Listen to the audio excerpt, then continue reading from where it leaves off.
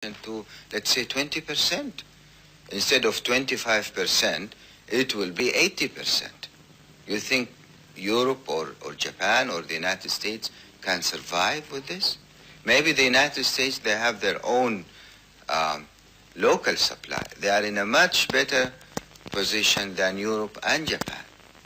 But I don't know to what extent Europe and Japan will get together and join the Americans in any kind of measures, because your whole economy will definitely collapse all of a sudden.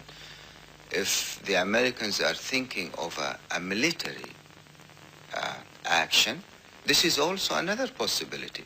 But then this is a suicide. What happens if the U.S. resorts to force and occupies the oil fields in Saudi Arabia? There are some sensitive areas in the oil fields in Saudi Arabia which will be immediately blown up. By yourself? By your people? Of course. And then what will happen is Europe has to live, and Japan, of course, has to live without oil from Saudi Arabia for so many years, because it takes years to repair that. It's not an overnight business. It's not a month or two.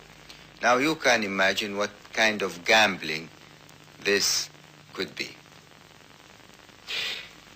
But could you cut your production down to 80% and still survive economically? Yes, sir. You know what will happen then?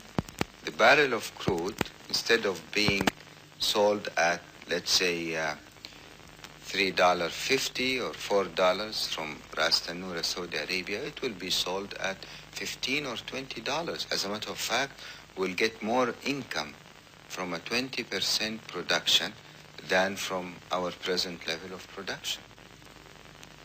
Law of supply and demand.